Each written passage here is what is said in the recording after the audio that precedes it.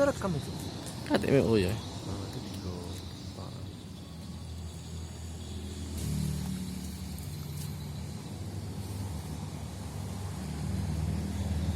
Tapi yang diambil kate berkas baik miliar duitnya dalam ini. Iya. Iya. Berkas itu. Iya, duitnya 2 miliar. Mati ke dulu. Oh, itu.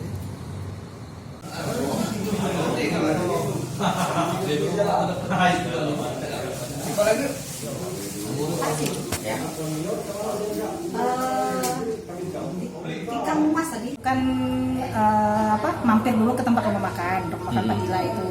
Setelah dari rumah makan Padilla itu lebih dari 5 menit itu di rumah makan itu kedengaran jeritan suara dari luar bahwa kaca mobil itu dipecahkan orang.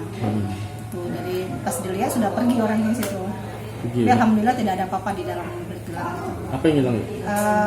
Dompet kecil yang isinya buku-buku tabungan. Itu masuk diikut dari bank. Iya. Orang berapa? 2 orang. 2 orang.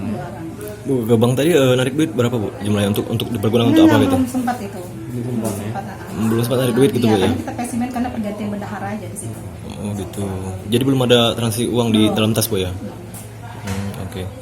Kejadian adanya kejadian pecah kaca terhadap satu unit mobil Honda RV BG 1644P warna putih, diduga milik salah satu kepala sekolah SMK 1 Tanah Abang, yang mana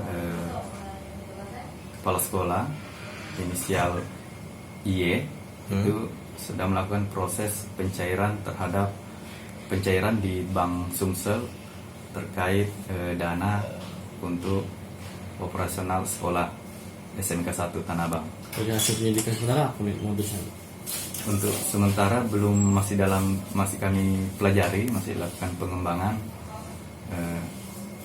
terkait dengan kejadian ini. Kami melakukan penyelidikan, memeriksa beberapa titik CCTV terkait dengan arah atau identifikasi dari saksi-saksi terhadap 2 terduga pelaku yang menggunakan sepeda motor berboncengan.